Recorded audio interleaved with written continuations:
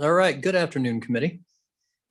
While we're waiting for a couple more members to cycle in, just to give you an outlook of where we're going today.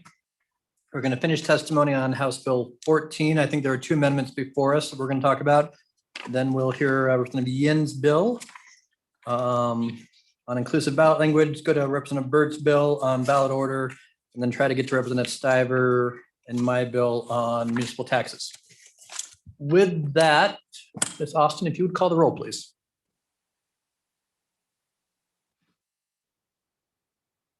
Representative Blackburn. Representative Clausen.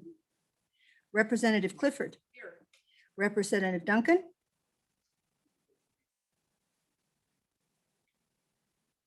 Representative Ayer. Representative Hunt. Representative McGuire. Here. Representative Roscoe. Here. Chairman Swanitzer. Here. So committee, we were still on House Bill 14. We had just gotten done talking to YDOT. And let me just make sure we didn't officially close public comment. We may have, but let me just make sure in the last 48 hours, if there's any new additional public comment on House Bill 14. Anyone from YDOT have any further comment, or Ms. Zerga, turn your video on at this time if you do. Director Reiner, welcome. Further comment on House Bill 14. Floor is yours. Yeah, thank you, Mr. Chairman, members of the committee, Luke Reiner, Director YDOT.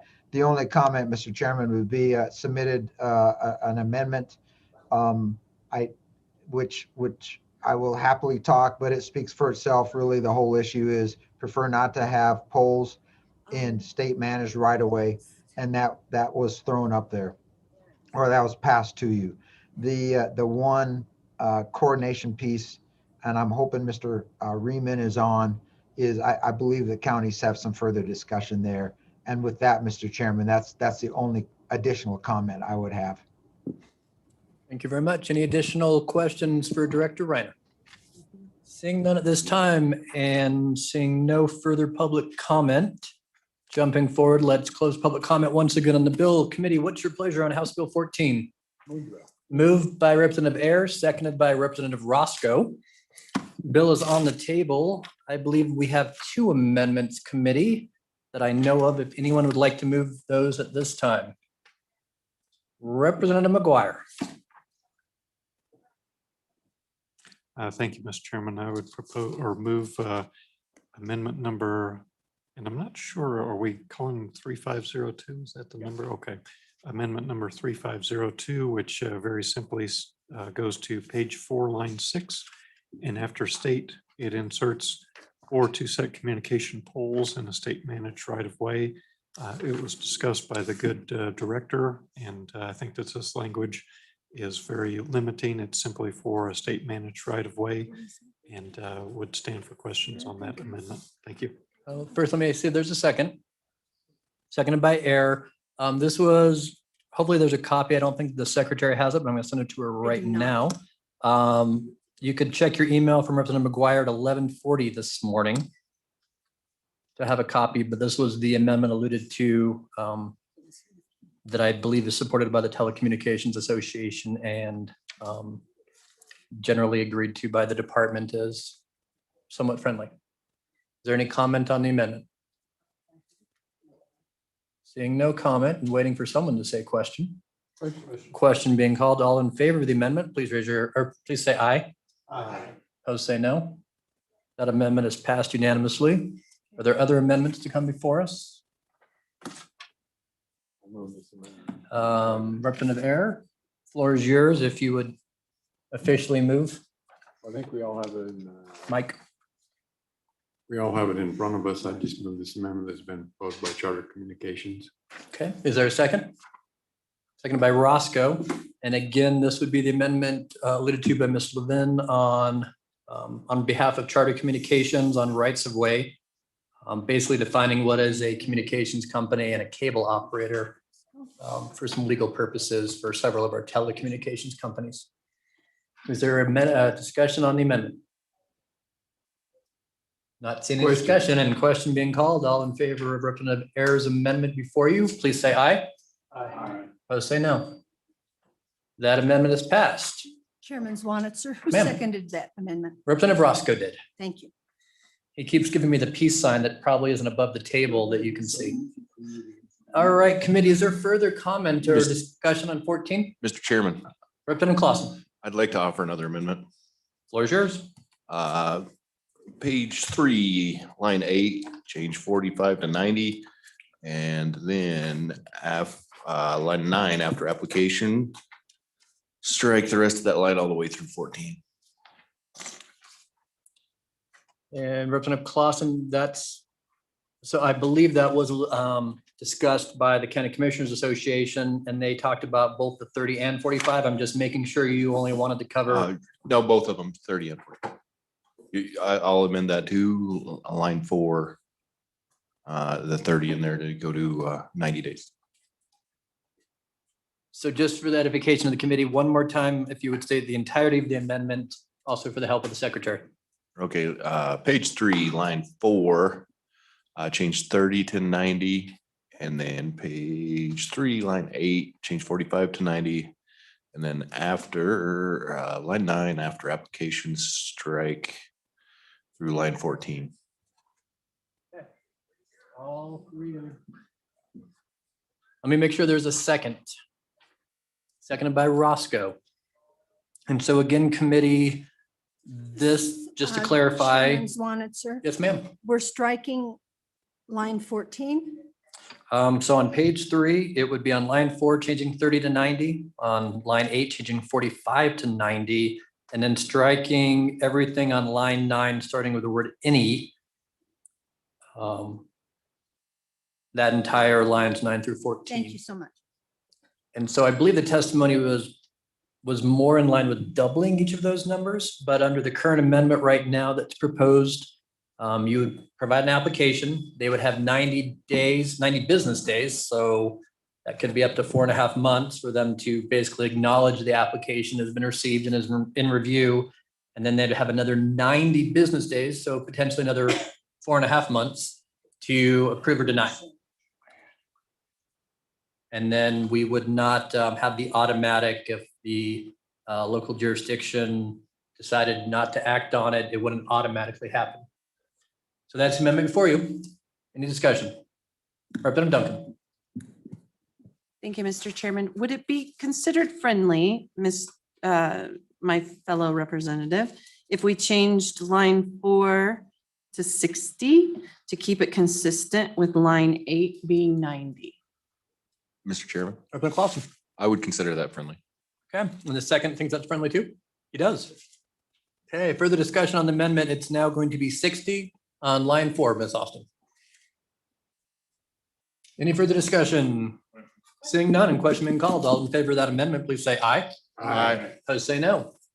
That amendment is passed as well. Love it when we're all clicking. Any further discussion or amendments? Seeing none and question being called. Barb, if you would call the roll.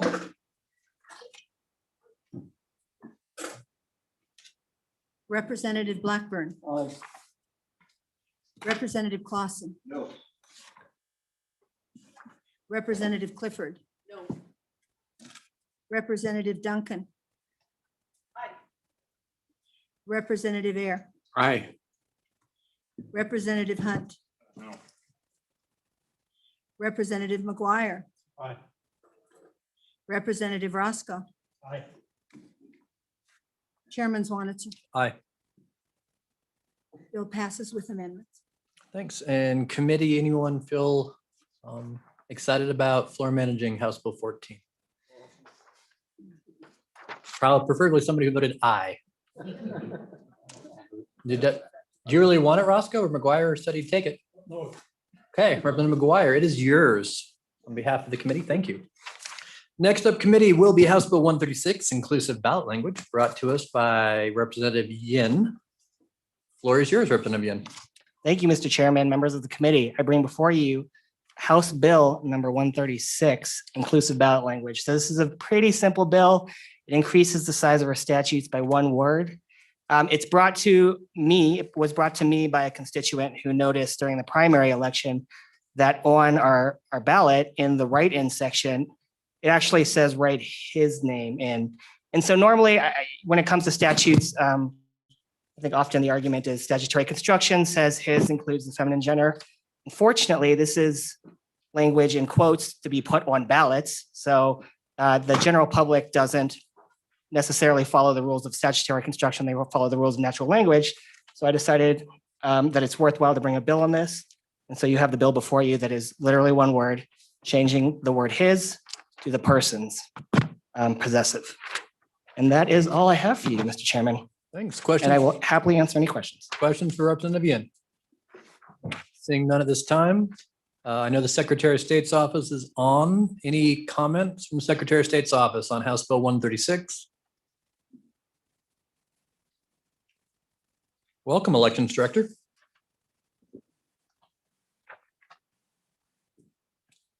But we cannot hear you, Mr. Schoen. Not sure what's going on, but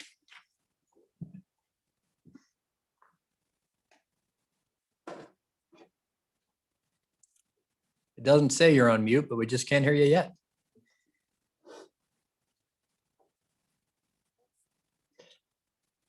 Nope, not yet. But how about if you keep working on it? I'll call the county clerks.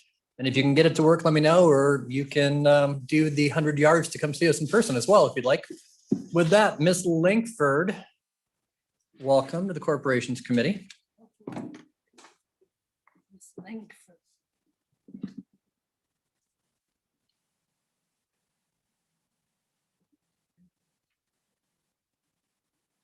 Push for green. There we go. Mr. Chairman and members of House Corporations, the county clerks. Yeah, Did you say corporations? I think I did. Okay, Didn't it's my I? hearing. Go ahead. Yeah. The county clerks have looked at this bill and we really have no comment, no questions. It's housekeeping primarily. So thank you very much for the opportunity to speak, though. Anytime. Any questions for the County Clerks Association on the bill? Seeing none. Equality State Policy Center, Mr. Merrill, any comments on House Bill 136? So try that. Thanks, Karen.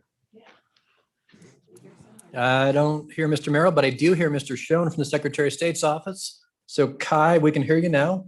The floor is yours on 136. Thank you, Mr. Chairman. Kai Schoen again, State Election Director from Secretary of State's office. And similar to what Ms. Langford said, this really is kind of a housekeeping bill. We've had several voters contact our office concerned about that particular language there. And so this pretty much cleans that up. And so I would offer that to the committee and answer any questions you may have. Any questions for the State Elections Director? Seeing none. Thanks for being with us. Thank you. Is there further public comment from anyone in the room on House Bill 136? I'm not seeing any, and I'm not seeing Mr. Merrill turn on his camera for this bill. So with that, committee, we will close public comment on House Bill 136. What is your pleasure? Moved by Duncan, moved by Clifford and seconded by Duncan. Any discussion, any amendments? I think when the voters see it, if it said his name and there's a woman on the ballot, I would be upset too. So, all right, seeing no further discussion or amendments on House Bill 136, question being called. Barb, if you'd call the roll. Representative Blackburn. Representative Clausen. Representative Clifford. Representative Duncan. Representative Air. Aye. Representative Hunt. Aye. Representative McGuire. Representative Roscoe. Chairman Zwanitzer. Do pass. Representative Yin, you're agreeable to carrying it on the floor? Thank you for letting me get through a bill in 4 minutes. With that, we're going to move to House Bill 160. Representative Burt, welcome to the Corporations Committee. And I believe you might have an amendment that you've dropped off of the secretary. It's on House Bill 160. She's going to look for it and hopefully pass it to us here. Thank you, Mr. Chairman. I do believe I have enough copies for the committee. Thanks. Floor is yours. Thank you, Mr. Chairman, ladies and gentlemen of the committee. I want to thank you for your consideration of this bill and recommended amendment. This is an appetite for legislation in our current political climate that improves election fairness, integrity throughout this country and here in Wyoming. It is no different. With that consideration in mind, this bill is a practical fix that will show our constituents that our goal as representatives is to ensure fair and thoughtful elections. This bill is designed to be more robust ballot order law in eliminating the statistical bias of the ballot order effect. This is also a cleanup bill for clunky and contradictory code that sends mixed directives to our county clerks and election officials. Currently, section 22-6-121 directs election officials to print ballots in order of the primary or the party results from the previous U.S. congressional election by county. In contrast, section 22-6-122 requires election officials to rotate all candidates by precinct. This section also directs that each candidate should appear subsequently in an equal number of times at the top, at the bottom, and each intermittent place. A task that county clerks have informed us often is impossible. Many districts in our state have an odd number of precincts per district in a county, and some precincts represent tiny populations while other districts can house thousands of voters.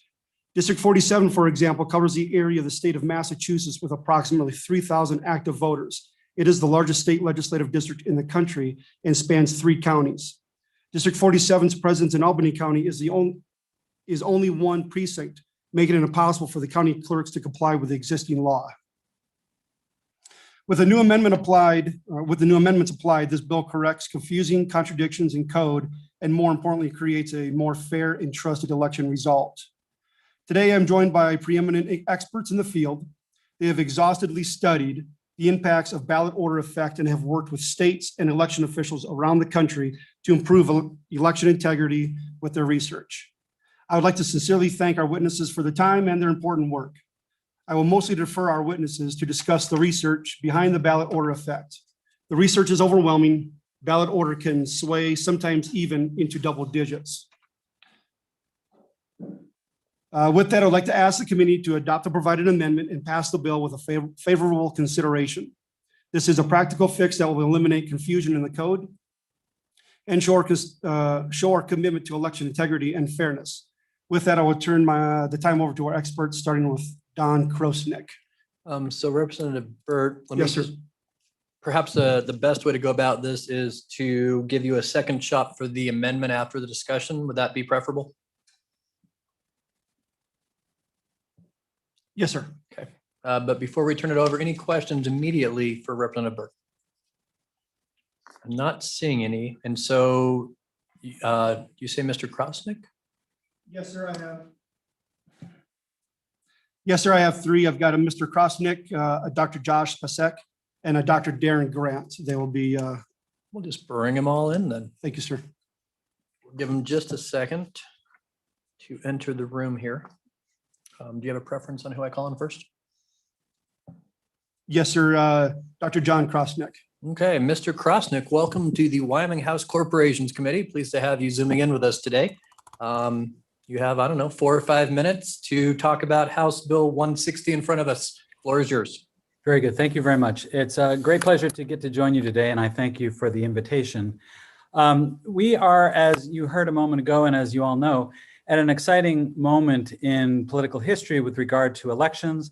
The nation has just conducted a national election very carefully, and elections officials across the country have been confident that it was conducted properly. And yet at the same time, a significant number of Americans are unsure about the fairness of American elections and about whether they should trust voting in the future, which gives you all a wonderful opportunity to enhance the fairness of elections and to publicize any innovations you make that may increase public confidence in legislators and legislatures and elections and even in democracy. And the opportunity that I have been asked to talk about today fits nicely with that. I've been conducting scholarly research on this topic for 30 years.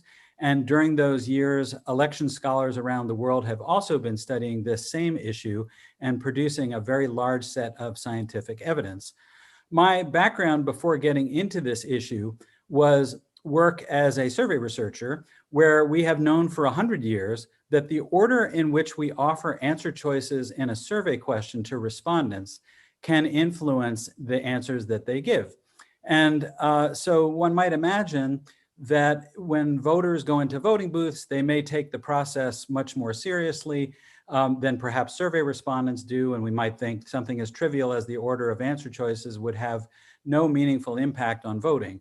But there are now more than 1,000 published scientific tests of candidate name order effects. And 85% of those tests have shown what we call primacy effects, whereby a candidate gains more votes when listed first than when listed later on the ballot. Across many different types of elections for President of the United States, for US Senate, US House of Representatives, state offices, and local offices, the average effect size that this literature supports is about 3 percentage points. And what that means is that if you and I are competing for a dog catcher and you're listed first on every ballot, you will gain 3 percentage points on average from that placement. And of course, you take them away from me. So there is actually a 6 percentage point gap between us that occurs because you are listed first and I'm listed second on average. So about half of the time the effects are bigger and about half of the time the effects are smaller. You might wonder about the psychology of how could this possibly happen. We know that there are 2 explanations for it. One is lack of information. Sometimes voters are asked to cast ballots in races when they don't know much about the candidates. And that means that whatever preference they might have for one is not all that strong. As they are casting their ballot, name order occurs to have an impact as if I were standing next to that voter and very subtly just shoved my shoulder into his or her shoulder. So subtly that he or she doesn't even notice, but I shove him or her in the direction of the first listed name. The second reason is ambivalence. Voters increasingly appear in voting booths these days feeling conflicted about candidates, seeing positives and negatives. And when they feel conflicted about both competing candidates, uncertain of who they want to vote for, that very subtle nudge again can have an impact. So we see these effects mostly when voters are less knowledgeable about a race and when they feel more ambivalent. The evidence, as I've said, is strikingly consistent. In fact, as scientific literatures go, this evidence is really solid. So if you all choose to make a decision based upon this scientific literature, you'll be doing so on unusually solid ground. I'll finish just by saying that my work in this area has involved expert testimony in lawsuits in Ohio and California and North Dakota and New Hampshire and elsewhere. Over time, candidates have brought lawsuits claiming that they have lost an election because name ordering was unfavorable to them. And recently, there have been favorable court rulings in a number of states. In New Hampshire, for example, where I testified, was in the Supreme Court there ruled that their system was unconstitutional, and the legislators came together to agree on a rotation scheme that they now implement. And we see in the data in New Hampshire that it's a good thing they did it because candidates who are listed first are getting advantages, but the rotation scheme levels out the playing field so that no candidates get an unfair advantage. I apologize that I neglected to follow one of the instructions that I got, which was to tell you all who I am and why I'm even here to speak to you. So I'll end just by telling you that I'm a professor at Stanford University in political science, psychology, and communication.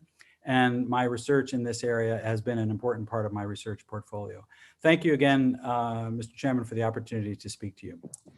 Well, thank you, Dr. Krosnick. And let me at least tell you that in my master's program in political science and I think it was quantitative research, we studied some of your work. So I'm super excited you came in today.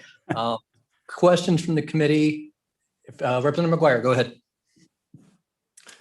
Thank you, Mr. Chairman. So, Mr. Krosnick, do you have any statistical data that you have collected specifically in the state of Wyoming that you could forward to us, whether it be pre or post polling data? And again, it would be specific to the state of Wyoming. Thank you. Yeah, thank you. I'm sorry. Go ahead. That question comes up each time a new state deals with this question. The state individuals often ask, hey, what's the evidence that this actually happens in our state?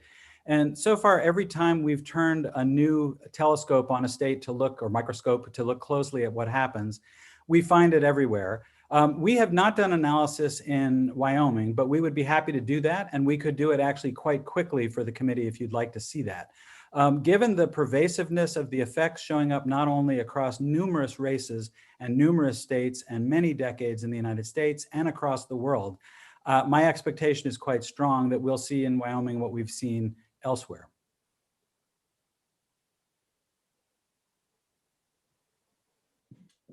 Thank you, Mr. Chairman. So now you've piqued my curiosity. So apparently you're going to look at statistical data. And it's been a long time since I took statistics, but I'm curious. So if you look at a ballot from the state of Wyoming, somehow you are able to look at the election result and taking out whether or not that candidate was just overwhelmingly popular, you're somehow going to be able to indicate to us that there was a preference given by where their location was on the ballot.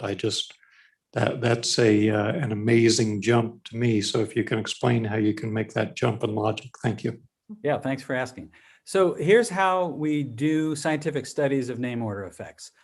In states like Ohio and California and North Dakota and New Hampshire, where states have been rotating candidate name order from precinct to precinct or from voter to voter, it's possible, those are really essentially true field experiments.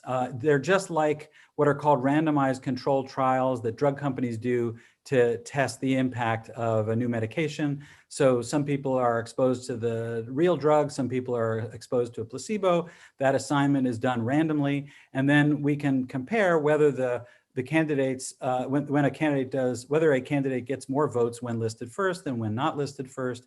And that distinction happens on a random basis. That's what we would call experimental data. In states like Wyoming, if there are many decades in which name order has not been rotated, then we do what's called observational research. And there, what we do is a statistical analysis where we look at, for example, a party, look at the candidates from a particular party, and look at the variation of their placement on the ballot across many decades. And we get data from many races and put them together into a very large statistical analysis where we statistically control for as many factors as possible that would influence the success of those candidates and of those parties. And this is the type of analysis that we did in Florida recently for a lawsuit that was carried out there. Another type of, that similar type of analysis was done in West Virginia. In both of those cases, we saw results that lined up very nicely with the experimental studies that had been done. And that led the courts in both cases to rule in favor of this literature and to demand that elections officials begin to rotate name order. Third time's a charm, Reverend McGuire. Then I'll hear from the other two. And I'm getting the let's move along eye, but so I'm just curious because this piques my curiosity. So we had a primary in the state where the incumbent alphabetically came in front of the challenger. The incumbent was pretty popular. Everybody thought that the incumbent would win, but still lost by a narrow margin. So how in the world do you take that statistically? How do you justify that even though he was on the top of the ballot, he still lost? How do you statistically work that into your formula? Thank you. Right. Yeah, you're portraying a lovely hypothetical there where what you're saying is there are two factors. One, simply being an incumbent, which we know is a very reliable determinant of victory. And secondly, being listed first, there's every reason to believe that that helped that individual win that election. And you're saying, well, you know, so how could he lose if that was a man? And the answer is that what we know from many decades of research is that every voter's choices and every election outcome is determined by a wide array of considerations. And so, for example, the national unemployment rate influences how candidates do in a US presidential election. So no one in my profession would make the claim that if a candidate is an incumbent listed first on the ballot, the probability that he or she will win that election is greater than 90%. There's no reason to make that claim. The claim that I think would follow naturally from our scientific evidence is that if that individual had not been an incumbent and had not been listed first, he or she would have lost by a much bigger margin than occurred. So in other words, think of name order as producing an adjustment on top of what else would have happened due to all the other factors that determine election outcomes, rather than assuring victory for first listed candidates and assuring a loss for later listed candidates. Because the key point here is, even with an average difference of 6 percentage points, if you have an incumbent who's walking into an election before the ballots are printed with 75% of voters planning to vote for that person, name order is not going to reverse the outcome of that election. Okay. And if you have some time, Dr. Krosnick, maybe stick around. We're going to hear from other people on Zoom. Dr. Pasek, if you want to go next. Hope I said that correctly. Floor is yours. Yeah, that's correct. Thank you, Mr. Chairman. And it's exciting to be here as well. I've actually worked, I've worked with Dr. Krosnick on some of these papers of relevance, talking about the influence of candidate name order, specifically in North Dakota and in California. I am a professor at the University of Michigan in communication and media and in political science. And I also have appointments in the Center for Political Studies and the Michigan Institute for Data Science.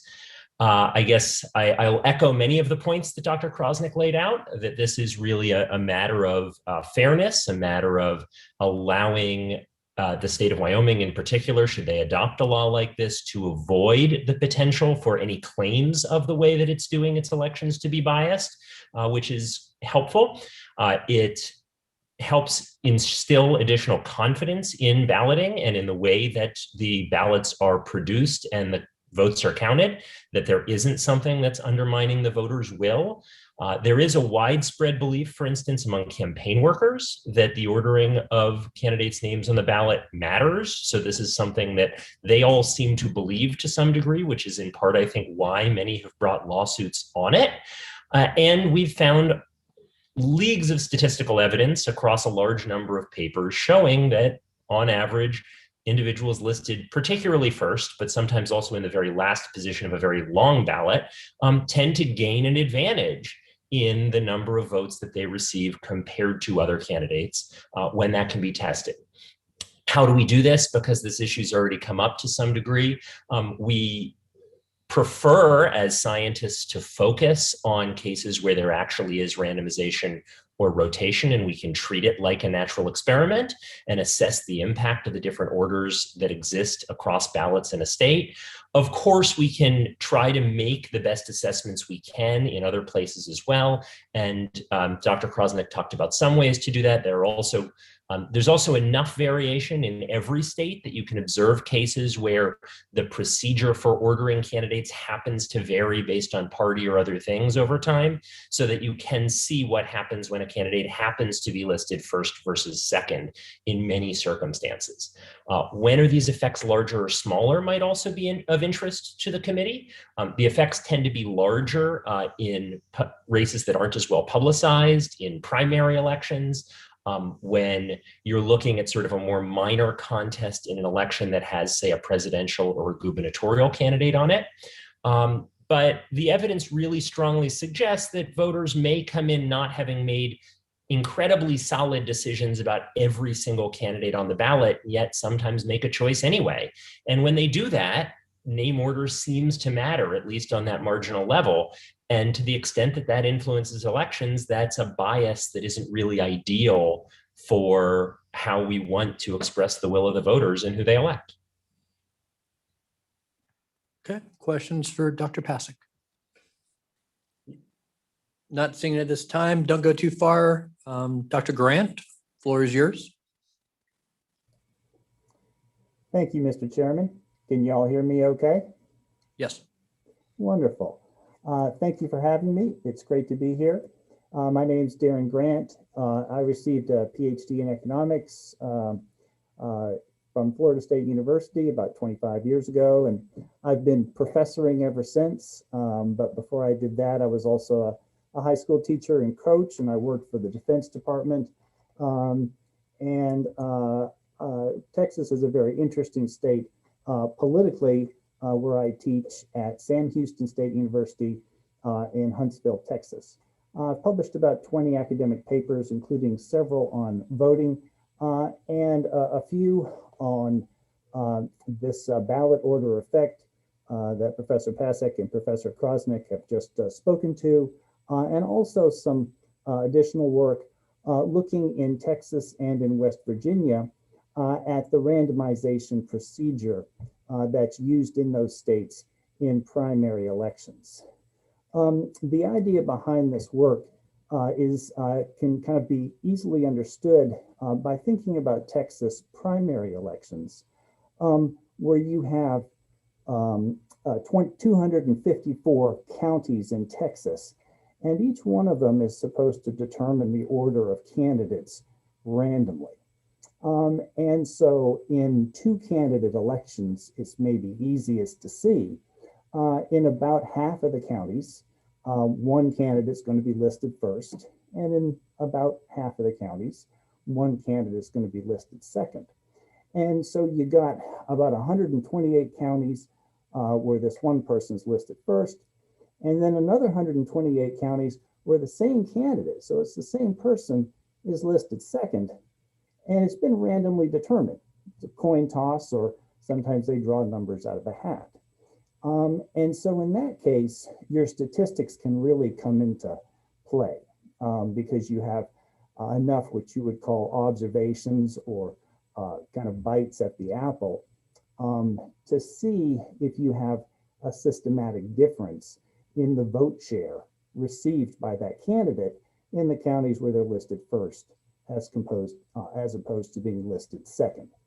My research for primary elections finds a first position advantage that can range anywhere from about 1 percentage point in vote share to as high as 10 percentage points in vote share, depending on the election. As Professor Krosnick noted, in some cases, people aren't well informed, and in races where they're not so well informed, this ballot order effect can be larger. Now, in general elections, there's going to be, those numbers are going to be more on the low end, probably 1 to 2 percentage points would be my general range. And then a randomization or a rotation procedure, that's going to reduce or eliminate any systematic advantage that any one candidate would get from being listed first on the ballot. And in Texas, we don't use a perfect system. In general elections, we always list kind of the prevailing party first. But in our primary elections, as I said, ballot order is determined randomly. And so it's pretty even across, when it averages out across the state, but it's not perfectly even. If one candidate is listed first in some of our larger counties, like Harris County, which is Houston, or Dallas County, then that's really going to give them a little bit of an edge. So what we have in primary elections in Texas tamps down this ballot order effect across the state in statewide elections, but it doesn't eliminate it entirely.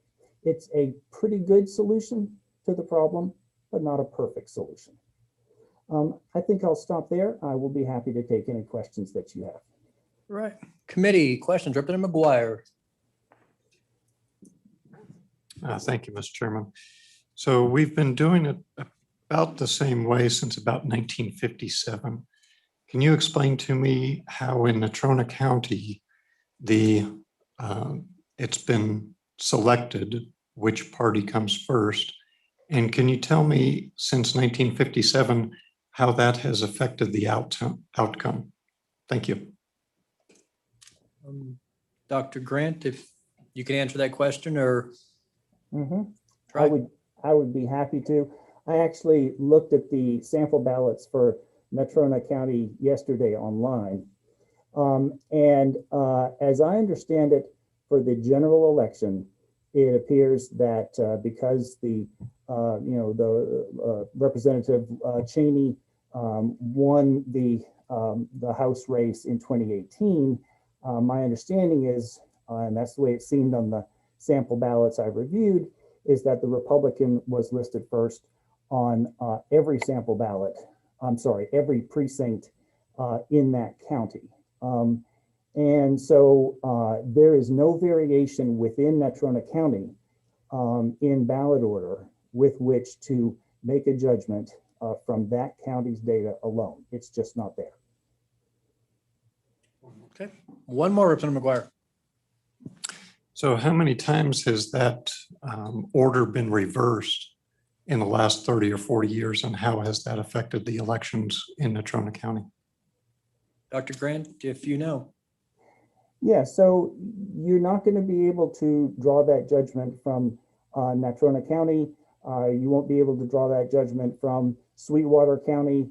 And so I think here, I'm going to be sympathetic to what Professor Krosnick says, that we do see this ballot order effect pretty consistently across places or jurisdictions. Just going off the top of my head, Texas, New York, Ohio, West Virginia, I believe, North Dakota, California, and I think also Florida. So just off the top of my head, that's a pretty varied set of states.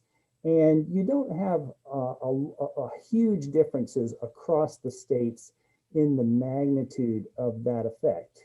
And in my own research for Texas, I actually kind of compared across counties, because Texas is a very diverse state in terms of the people and the natural environment. And it turned out that counties in the in the Panhandle, where there's a lot of ranching, and counties down in South Texas, and counties over here in East Texas, where I am, where the trees grow tall, you really get about the same size of effect.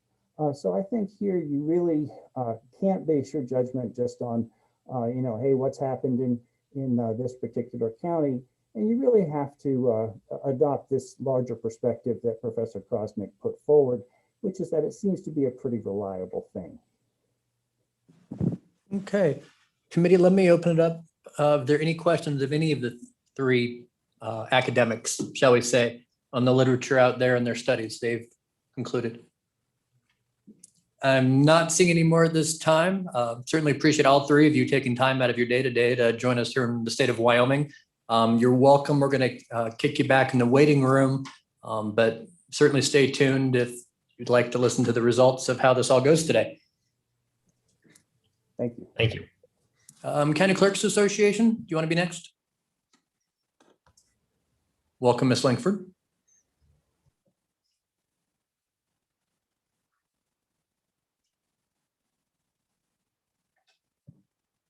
Thank you, Mr. Chairman. I'm Mary Langford, and I have the honor of representing the county clerks of the state of Wyoming. My purpose here is not necessarily to talk about the discussion of the format of the ballot, but just to inform you that we, with our new ES&S equipment and software, we would be able to produce this ballot at no additional cost. So we could change the format easily and do whatever you would like to do, as opposed to the way we have it set now and do the rotation. So we could do an alpha ballot with the rotation. And Ms. Langford, that would be in all 23 of our counties. I know we have different levels of Yes. technology and. Yes, well, everyone has the same technology now, same software. Do we? Yeah. It's been a couple of years since I was the chairman of this committee. Yeah. When did that happen? We do. Okay, We congrats. do, yeah. Same equipment, same software. Yeah. And then additionally for paper ballots, Yes. you would just have a randomized per precinct? Would that present any issues depending on the number of precincts in the county? Yes, and our ballots are paper. As you know, you voted on the new equipment with the new paper ballots this last election. So everyone uses all of those. So we have the same production method everywhere. Okay, Representative Bear, question. Thank you, Mr. Chairman. Ms. Langford, you need to explain to me what by rotation means. I realize that's in current language, or subject to rotation. So does that mean every few ballots will have a different name at the top? They'll be shuffled all the time, or? Typically what happens now as has been discussed, the parties earn their spot on the ballot. So, and that's based on what the party that got the most votes in the US House seat. So predominantly in Wyoming, Republican Party is on top, and then the candidates are listed after that. And then those rotations, we rotate within the race and we rotate within the precincts. So your name's not going to be in a general election, your name will be on the top based on party. And if there is a change, they will rotate alphabetically, starting with A at the first, and then the next rotation will be the B guy, and then the C guy, and that type of thing. So they rotate in an effort so that the guy in the first position doesn't have the advantage. That's Wyoming's shot at that. Follow up? Yeah, so that's how you do it currently.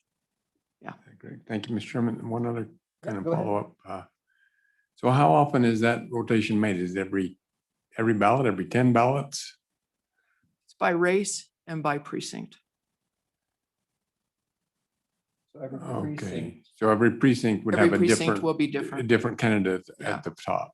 But remember, in the general election now, the It's by parties predominant have party the and seats. from the previous And election. those don't rotate. So, the Republicans will be on top every time if your House seat was a Republican seat.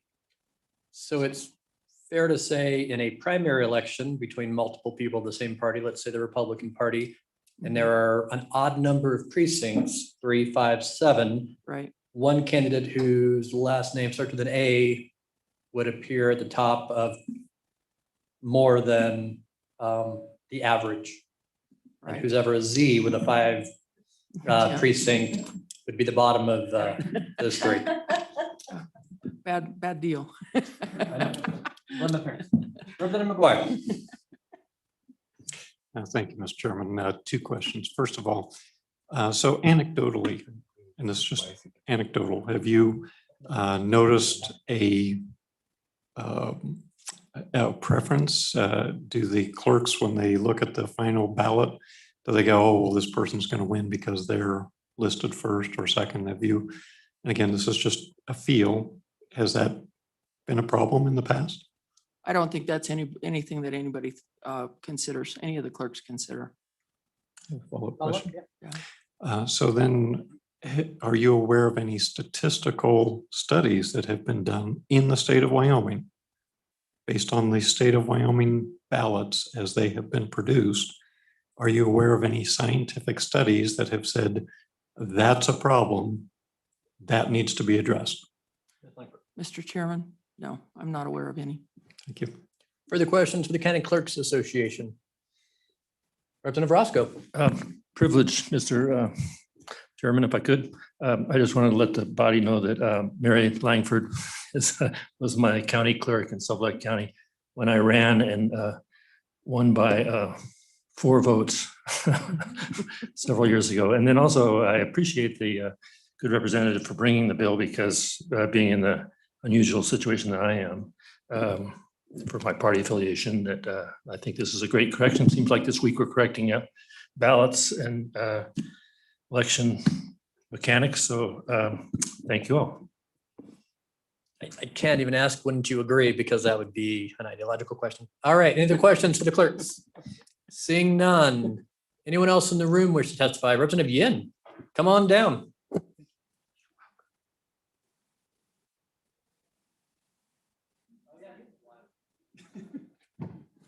Welcome back, Representative.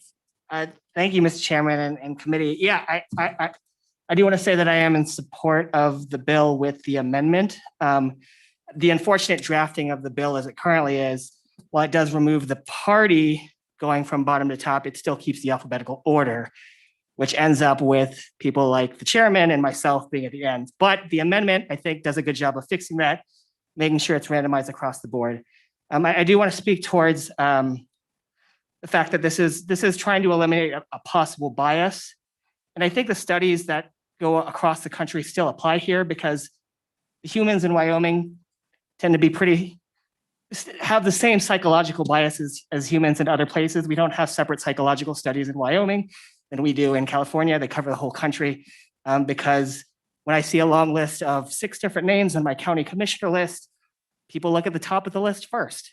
And I think this is a good way to make sure when I have 6 county commissioner options on my general election ballot, there's no possible way that I could have bias on the ballot. So in support of the bill, in support of the amendment, and I thank you for your time, and I'm happy to answer any questions, Mr. Chairman. Questions for Representative Yin? Seeing none, thank you very much. Other people today in the audience who wish to testify? Not seeing any. Mr. Merrill from the SPC, do you wish to testify in this bill? Welcome, Chris. Thank you, Mr. Chairman. I'm Chris Merrill with the Equality State Policy Center. I'm sensitive to your time constraints today, so I just want to say that we support this bill. Fair elections are central to our mission, and we support it for all the reasons you've already heard from the experts and researchers and bringers of the bill. So thank you. Thank you. Questions for the Equality State Policy Center? Seeing none. Not seeing anyone else. Secretary of State's office, you're still online. Any testimony on this bill? Welcome Mr. back. Chairman. Thank you. Kai Schoen, State Election Director, Secretary of State's office. And just wanted to say that similar to what Ms. Langford already mentioned, as far as a position on the bill, no position. Our equipment and software is able to handle this type of rotation. And but the committee already knows that, but I just thought I'd reiterate the same. I always like hearing from you. You do have a question perhaps from Representative Duncan. Thanks, Mr. Chairman. I may be too late on this, but is this going to cause any extra, and maybe I was checked out, not paying attention. Is this going to cause any extra time constraint, or is it just a matter of programming it and be done? Shaking your head? Okay, thank you. Mr. Schoen, the County Clerks Association seems to have answered the question for you, unless you'd like to comment. Okay. All right, seeing no other questions for the Secretary of State. Thank you very much, Mr. Schoen. Any other further public comment? I'm not seeing any. Representative Burt, before we close public comment, if you would like to discuss the amendment or back cleanup on anything said, floor is yours. Yes, sir. Thank you, Mr. Chairman. Again, thank you, committee. I do appreciate everybody's time, and thank you for all the witnesses here to speak on behalf. I do appreciate everybody's time. So as Representative Yin did mention, and of course your concern, Mr. Chairman, the current bill as it sits in front of you is a rewrite of the bill that I first put in, trying to work with our LSO office, trying to get the verbiage down to actually get the intent of what I wanted to do. And basically what I really wanted to do was to remove any ability of bias at any level and basically make our entire ballot system randomized to where if you got a 2-party race, half the time you're at the top, half the time you're at the bottom, 3-party race, a third. So there is some clunky verbiage in the original bill, and if you look at the amendment, sorry, it does sound like there's an echo. I'll try to. I don't know if I can speak softer or not. If we look at the amendment,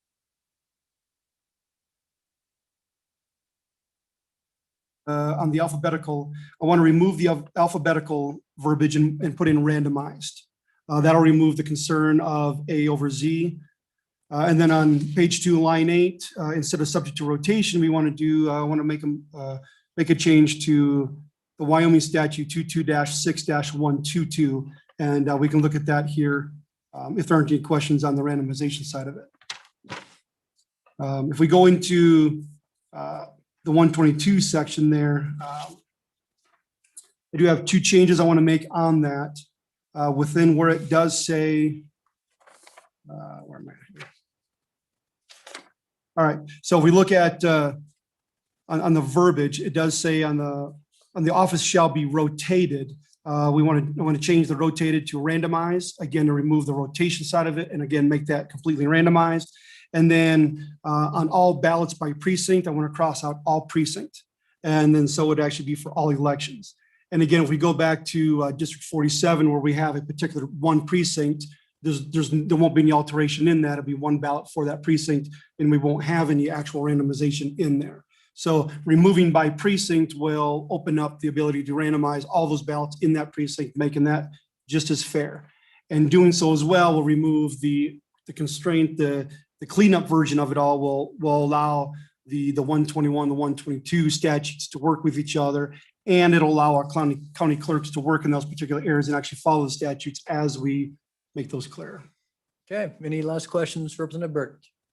Not seeing any. Thank you very much. Thank you, We're Mr. going Chairman. to Thank you, close public comment. Committee, what's your pleasure? Move the bill. Moved by Blackburn, seconded by Duncan. Committee, any amendments you wish to move? Representative Clifford. Yes.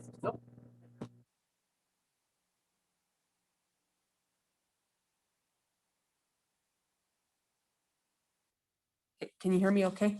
Yeah. So, Mr. Chairman, I would like to move this proposed amendment here. Yeah. Okay, any discussion more on the amendment before us? Seeing none, all in favor of the amendment, please say aye. Aye. Opposed, say no. That amendment is passed, I think 7-2. Back on the bill, committee, any further discussion or question? Question on the Since I have the floor real fast, I would say I've run 9 terms now, and in my 4 precincts currently, and 3 of them I would say are arguably demographically the same. I mean, compared to my 4th. And I've always noticed every time I run that I do 2% less, sometimes 3, in the 2 precincts where my name is not first in the primary. And trust me, my name is never first about anybody I've ran against in 9 elections. And so whether it's statistical or data backs it up, anecdotally, I have always wondered how my precinct vote across the board changes. And it's been about 2%. And I've always just assumed, rightly or wrongly, that it is because I come second on the ballot. So I don't know if that's legislatively valid, but that's why I'm co-sponsoring this bill, because I've noticed it personally. Further discussion? Not seeing any further discussion. All right, question being called. Barb, if you would call the roll. Representative Blackburn. Aye. Representative Clausen. Representative Clifford. Representative Duncan. Representative Air.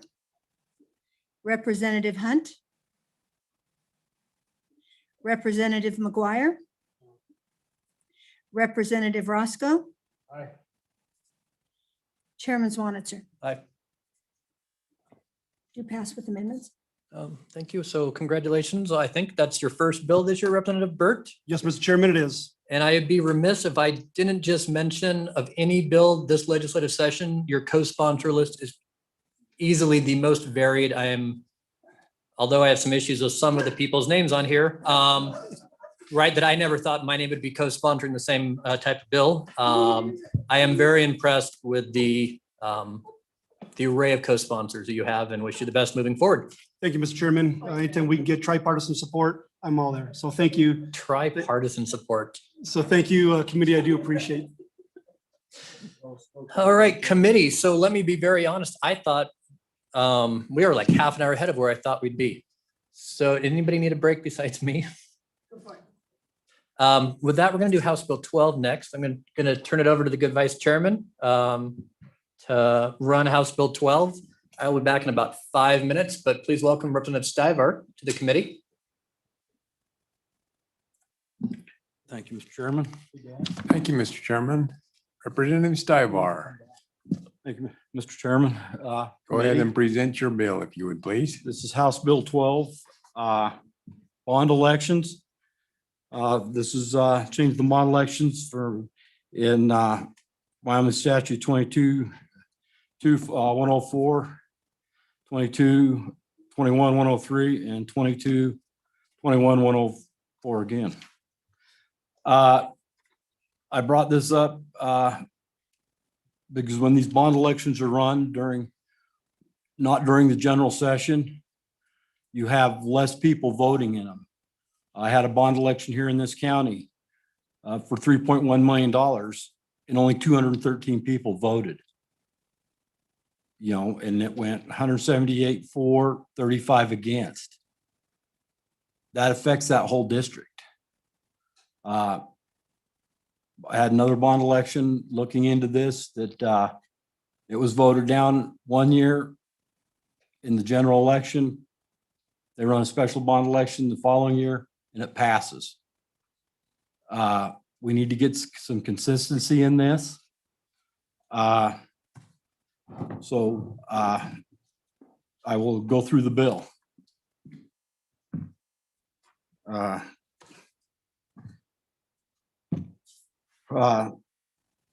They're in 22-2-104 election dates. It'll just delete primary election and it'll just say general election.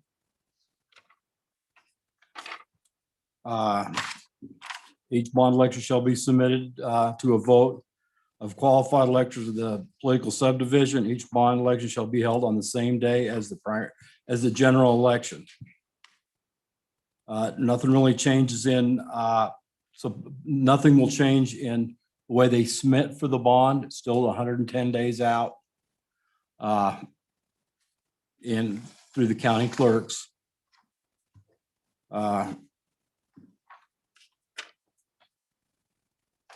There is a amendment that you guys should have.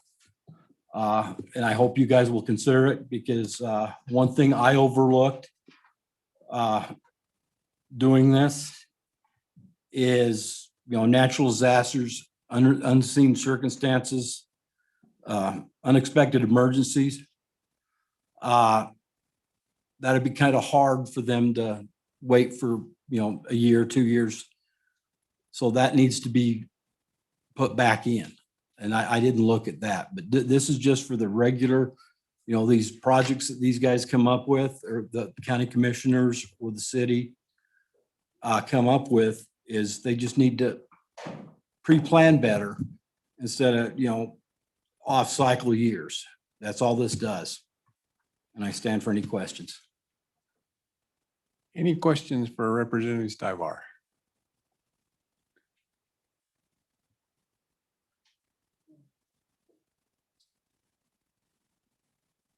Oh, you can do the whole thing if you want. No, you go ahead. You want me to take it back? All right, thanks. Seeing Representative Roscoe, question? Thank you, Mr. Chairman. I think I have a question. So are you saying, Representative Zavar, that in the election for the bond, it's required a majority of all the qualified electors or just the ones that actually vote, which is only the ones, Chairman, Representative Roscoe. Only, people who go in and vote, they're the electors. If I skipped the election, doesn't matter. I didn't go in and vote. So it's just the elect, when you go in and vote, you're an elector. So thank just you. the That people answers show my up. question. Yes. Okay. Further questions from Mr. Stivar? Seeing none of this, Representative Air, go ahead. Representative Stivar, did you give any thought to it, including the primary election? Because usually we have pretty good turnout on primary elections as well as general elections. So you've stricken that as well. Just for the general election, Chairman, Representative Air, is just the general election because it's a two-party system. So they don't want to put it on both ballots. It's just on the general election. So everybody gets to vote on.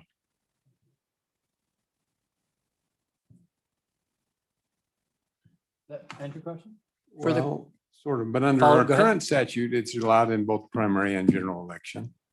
Is that correct?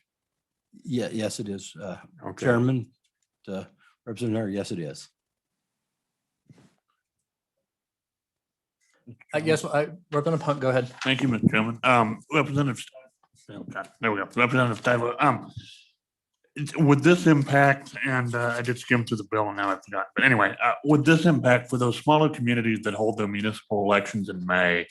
Would that have an impact on when they would vote for, a local bond of any kind? I guess, and I mean, just what comes to mind is in recent years, there's one of the communities I represent, they had a local 1 cent tax to build totally redo and rebuild the swimming pool, the community pool. And so I guess would those smaller towns that hold the municipal elections in May be impacted by this? Reverend Stiver. Can you give me one moment, Chairman?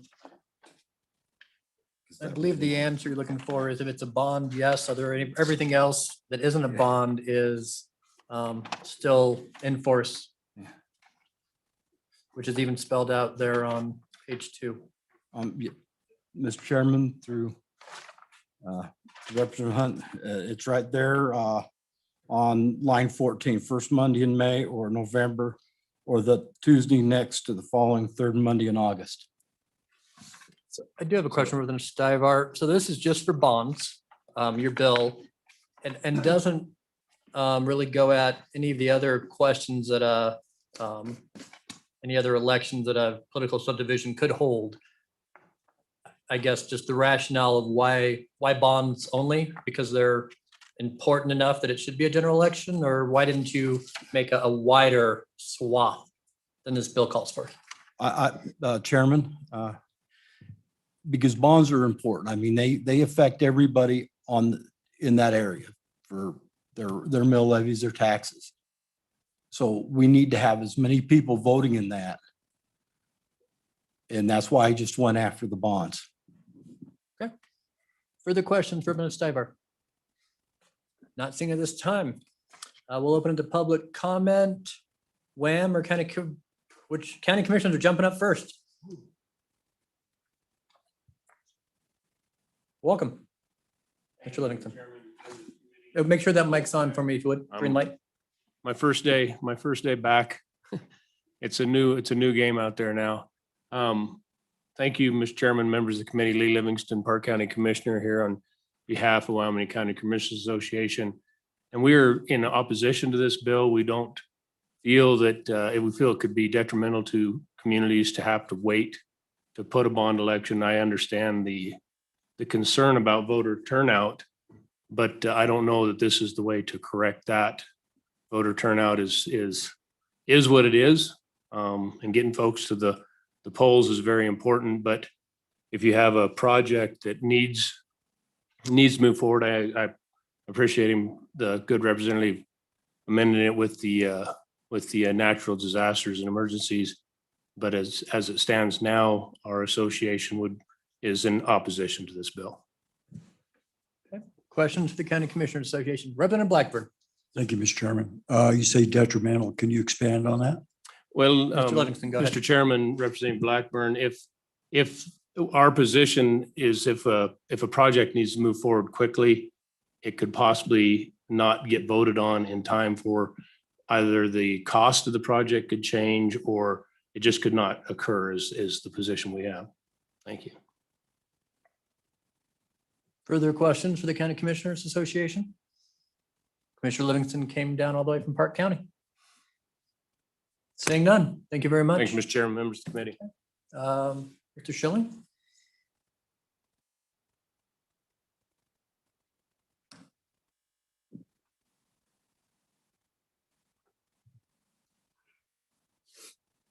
Thank you, Mr. Chairman. Justin Schilling with the Wyoming Association of Municipalities. We also come to testify. Sorry. I'm wider than the enclosure. We also come to testify against this particular bill for the same reasons that the counties mentioned, especially in these trying financial times, taking away abilities and latitude to generate revenue or secure financing for projects is kind of moving in the wrong direction. Obviously, a lot of the state pass-through programs that our communities have relied on to fund major infrastructure projects, the kinds of things that we might also seek a bond for, whether that's a mineral royalty grant program. Obviously, direct distribution appears to be on its way to seeing some kind of cut and probably a gradual, what we hope will be a gradual decline over the next fall or through the next few years. this is one more important tool that we currently have in our toolbox. So taking it away and making it less useful, less fluid, less flexible, can only be of a detriment to our communities when more and more of these situations are going to become more critical and more practical to fix in a timely manner. So. Questions for Wham? Seeing none. Thank you very much, Mr. Schilling. Is there other public testimony? Just checking. City councils, county clerks, reporters? Not seeing any. So with nobody in the waiting room online. So with that, we'll close public comment. Committee, what is your pleasure on House Bill 12, moved by Blackburn? Come on. Is there a second? I can do so, Mr. Chairman. Second going once. Second going twice. Can we do it 4 times? I can ask a third. With that, at this point, there is no motion whatsoever on House Bill 12, so it'll just lay on the table for apparently the rest of the session until the committee at such time decides to have 2 people move it forward. And so if we do that at any committee meeting, I will text you immediately to come on down, Representative Stivar. It'll just stay in possession of the committee, not dead, not alive, just kind of on the table. Okay, thank you, Chairman. Thank you, committee. Thank you.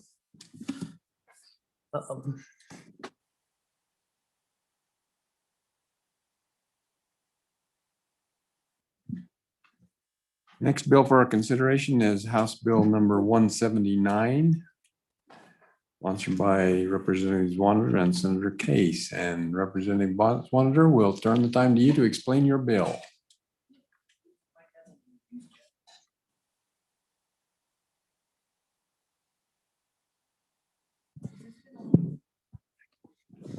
Thank you, Chairman Ayer and members of the Corporations Committee. Today I bring to you House Bill 179, which is the optional municipal tax election.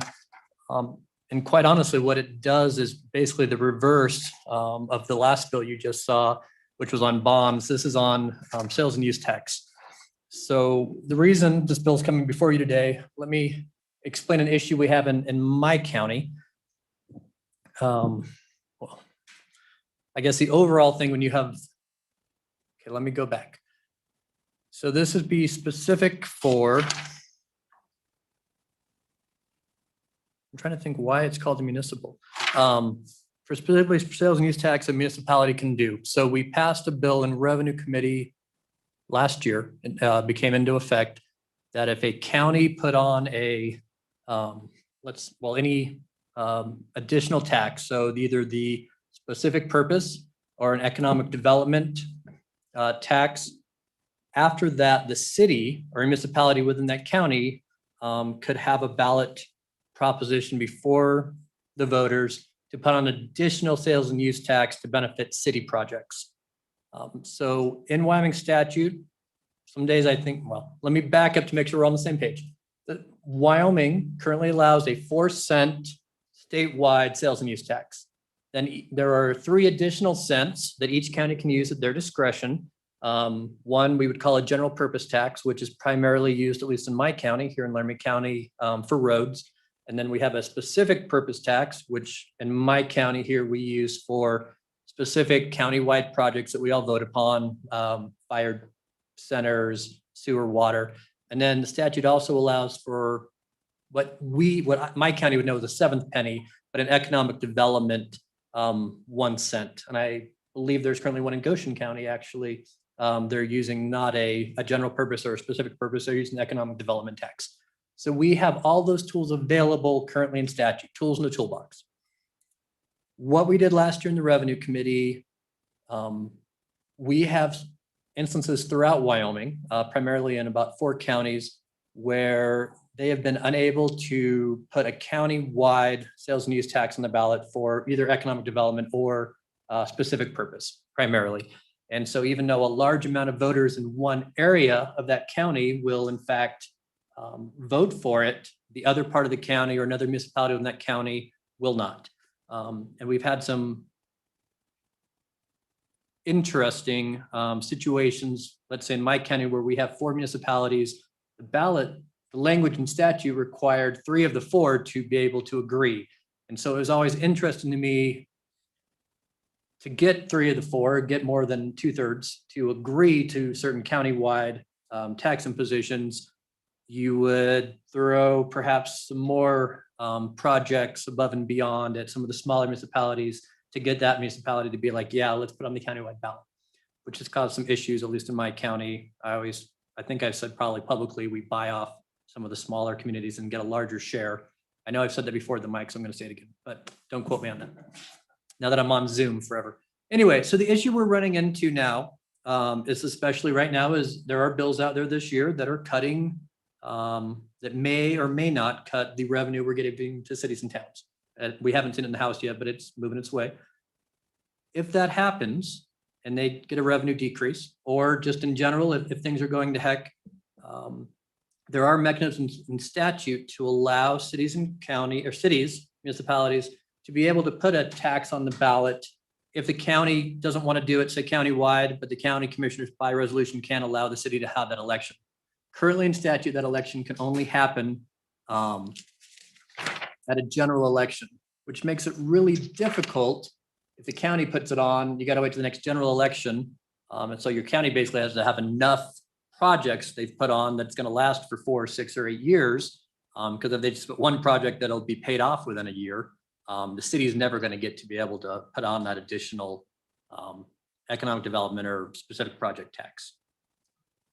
So what this bill does is basically allow this municipality at their discretion to be able to put that specific proposition on the ballot at their convenience, really, when they believe they have the capability of getting a majority of the vote. I believe in the other statute, and Wham can correct me if I'm wrong, it's still 90 days after the county vote, unless otherwise given by resolution of the county commissioners. But I might be corrected on that, but I believe that's how the statute came out last year. With that, I hopefully explained it. I bounced around a little bit, but I'd be happy to answer any questions. Mr. Chairman. Thank you, Representative Chairman Dwanitzer. So the 2 sections, one is just for sales tax, one's for use tax. And so, Mr. Chairman, members of the committee, if you've never been on revenue, everywhere in our statutes, we call it sales and use tax, but we basically, if you've been on revenue, this is great. We list everything in sales tax and we list it all again in use tax. And so every time we have a tax measure, it's reflected in 2 places on our statutes. Right. Any question for Chairman Vaughn? Mr. Chairman. Go to Representative Duncan and then Representative McGuire. Thank you, Mr. Chairman. Chairman Zwanitzer, so I wrote down in my notes, it's the 4 cents statewide, 1 cent general, 1 cent specific purpose that's voted on, 1 cent like economic development. So your bill is specifically related to which one? Or all? So Chairman Vaughn, sir. Thank you. Oh, no, I can be represented in this capacity. And so quite honestly, Mr. Chairman, Representative Duncan, it depends on what the county has done. And so in my county, where we put on a general purpose and a specific purpose, it would be mirrored in what the municipality can then allow. 2 counties don't have a general purpose at all. And actually, I believe, I can be corrected if I'm wrong again, I don't believe the language in the current statute creates a barrier that if the county put on a specific purpose tax, that the city can say, well, it's economic development tax, and it has to be also of equal or lesser value. So it's not like your county can put on 1 cent and the city can go ask for 2. The city can't put on any more than what the county has put on. And in testimony, that would usually be ½ cent, quarter cent, would be the general expectation to not upset the voters, quite honestly. Thank you, Mr. Chairman. So Chairman Zwanitzer, so to wrap my brain around it, if I've already allocated the statewide and I've already allocated the general and I've already allocated my economic development, the only one I have left is the specific purpose, right? So I would be able to go after that one. Mr. Chairman, Representative Duncan, I believe the way the law currently reads, if one of our counties decided to fully utilize all 3 cents available to them, which none currently do, your city could still, above and beyond put on an additional tax. So let's say my county said, hey, we want a 1% economic development tax on top of our specific purpose and general purpose. Our cities could still at that point say, we're going to go even above that 7 cent. It might be 8 cent based on a current bill coming through, and go above and beyond that in line. And quite honestly, they really could say they could do 3 more cents if they really wanted to push it. And we had a community in the state, municipality that wanted to try that. I would say that'd be a very bad idea, but they certainly, I think, statutorily would be allowed. Thank you. Representative McGuire. Thank you, Mr. Chairman. So, Mr. Chairman, do you have some kind of data that would indicate that I believe the term of art is a taxable event would more likely pass during a primary than during a general election? Or is this anecdotal? Thank you.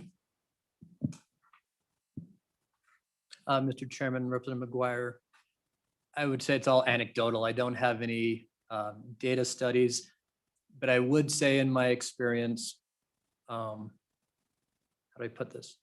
When counties or districts have put tax measures on the ballot, they tend to do much better when an election is called on based on who shows up than when it's a taxable event on a general election. And you get trying to be delicate here, as you know. So this bill is designed, I think, in many cases to be beneficial to municipalities to be able to put on a sales and use tax for their specific issues within that municipality and be anecdotally, in my opinion, more likely to get those passed. Sometimes if you put, tax increases on the general election ballot, especially the last couple elections, when everybody is showing up, perhaps people who've not fully researched what it is, just say it's a tax, heck no. Where if you have a special election that's called, the people who really want that will show up. And again, it's on the majority of people who show up to vote, not on the majority of residents of the county, to be fair. Thank you, Mr. Chairman. Follow up? You okay, Representative? Representative Blackburn. Thank you, Mr. Vice Chair. Mr. Chairman, this is directed basically at municipalities to allow them to do what they need to do. I think we looked at a bill last year or the year before to allow municipalities to, is this a way of getting around that bill that did not pass? Mr. Chairman, to be fair, the original language in that revenue committee bill that we were on had this allowability. And as you remember, perhaps through the process of amending that bill at that time, the ultimate decision from the conference committee took out this language. And so this would be an attempt to put it back to the position the interim bill came to the legislature that was ultimately struck down. As you may remember, we had 5 or 6 amendments in the same bill that were affecting different parts, and it was kind of all conglomerated. And in the conference committee, it all shook out in a certain way where we basically rolled the Senate. And besides a couple of provisions, this was one of them we gave up to ensure passage. Thank you, Mr. Chairman. Any other questions for Chairman Zonnet, sir? Yes, Representative Hunt. Thank you, Mr. Chairman. Representative, you mentioned the issue of that, and Laramie County is probably the best example of this in the state because of having to have a balance of agreement between the various municipalities in a county. And so you've got here's Cheyenne, which is 60,000 plus people, and then you've got the obviously much smaller incorporated towns in the county. Could you explain that to me again? Because I apologize for my ignorance on that, but how that process works and how potentially a couple of very small towns can hold everybody else hostage. Because I think, if I understand that right, well, there's been a similar issue up in Goshen County, Representative Duncan probably familiar with, as pertains to the rec center that may or may not one day get built. So, yeah. Yes, Mr. Chairman, Representative Hunt, and while that's not specific to this bill, I would actually say the most commonly used example is an issue they've had in Lincoln County. for a long time, where southern, if those of you who are familiar with Lincoln County know, there's a pretty good mountain range to drive between. You have to go into Idaho, right, to get to one part of Lincoln County to other. They have put these issues before on the countywide ballot that have not passed. But if you look at the voting, southern Lincoln County, it's over 65%, but northern Lincoln County continues to say no. This would allow, something like this would allow, if they cannot get a county-wide, let's say, specific purpose tax, they could still try at any time throughout that period to be able to put a sales and use tax at the municipal level to benefit a recreation center is a very good example. And I just think in the next 2 years or even the next 6 years, as we are cutting budgets, cutting funding to cities, towns, and counties, there will be some communities in the state that say, hey, we need these amenities or these services, tax us, we're happy to do it. They want the flexibility not to have to wait 2 years in these cases to allow that flexibility. And I know I'm certain WHAM is in favor of this. I have not got a feel for the county commissioners on how agreeable, but I'm sure we'll hear. Yeah. Any further questions for Chairman Zonitzer? I have one. You mentioned the instance where a county had imposed the general purpose, special purpose, and then the economic development tax. And then the city, the municipality, had the option of imposing additional taxes upon that, up to 3 more. What about if the county has no additional mill levy or percent of tax in the county? Can the city still impose? So Vice Chairman Ayer, let me make sure my testimony is correct. There are no counties in Wyoming right now who have ever put all 3 of those cents on. Right, but they could. But they could. And there is a process now in law that if the county decides not to bring forth a sales and use tax increase for the county, that they can have an allowability for a municipality to pursue one if the county commissioners choose in that county. So the county still holds all the power. And right now money is tight, and I probably should have checked with our county commissioner association before this bill. But yeah, money's tight all around. Everyone's trying to figure out how to fund government and fund projects. But there is an allowability if the county commissioners agree to it, that a municipality could engage in this. So it's a 2-step process. Not only do you have to have the elected county commissioners agree to it, then you obviously would have to have the voters who show up agree to put on that tax. Right. Okay. Thank you, Chairman Zonitzer. Any other questions? Thank you, Chairman Zonitzer. Any other legislators? I don't see any legislators. Any other testimony from county clerks, county commissioners? Any general public testimony? Okay. Thank you all for your testimony. If there are no public testimony, pardon me, Mr. Schilling.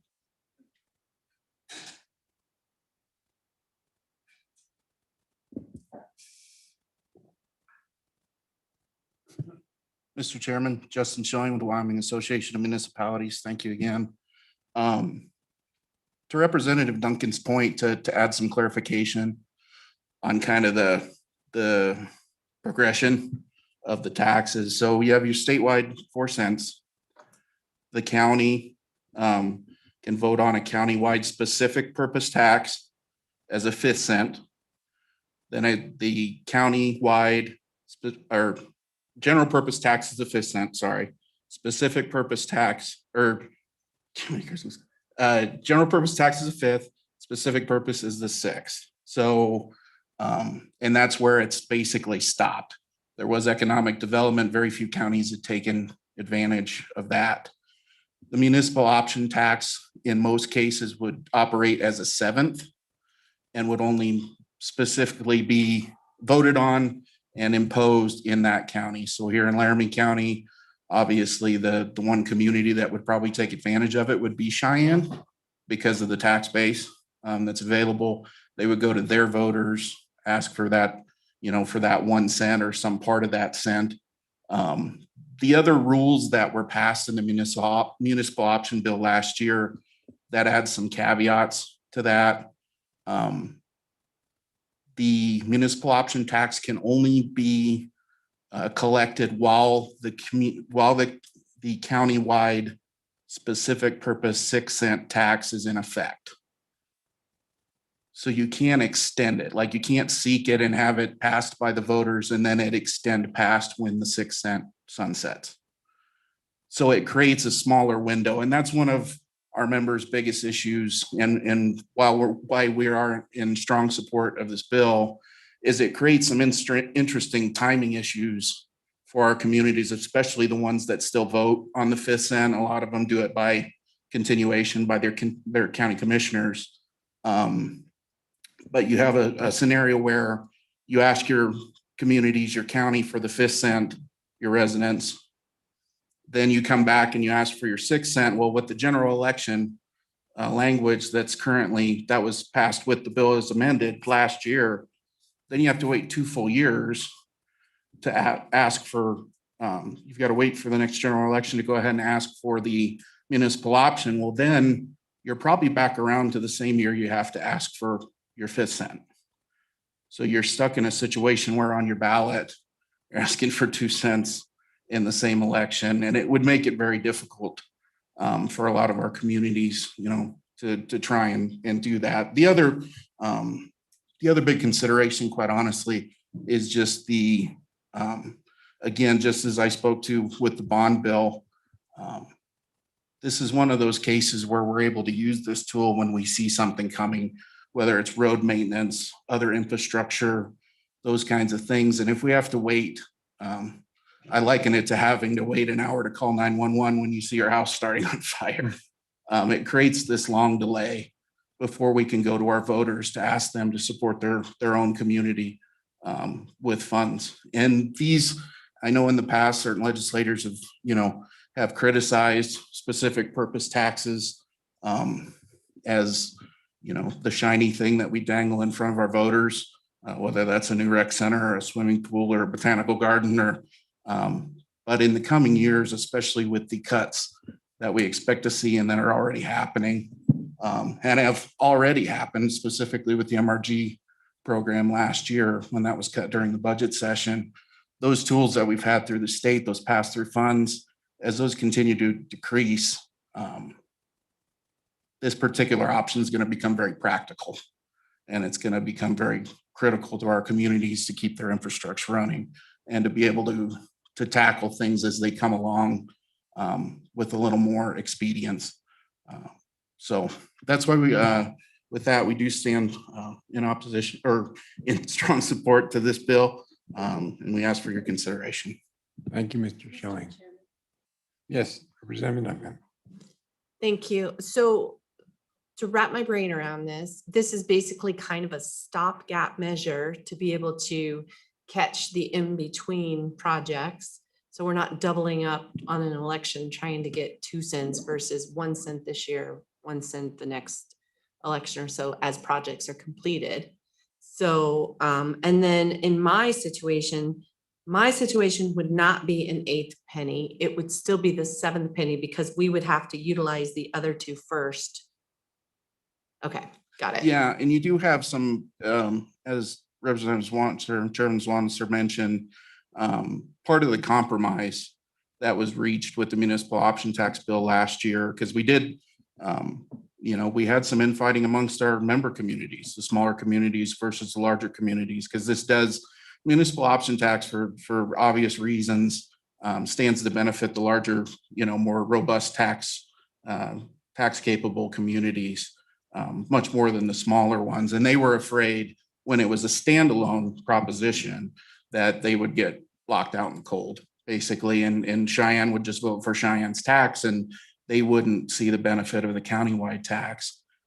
Same thing with the county commissioners having the right of refusal when it comes to the, if there isn't a countywide tax either sought or it was defeated in election, where they can listen to those municipalities that would like to seek it and authorize it through the county commission that way. So we tried to come to basically a grand compromise with the organizations and in the constituencies that had issues with it. And obviously that led to the success of that particular bill.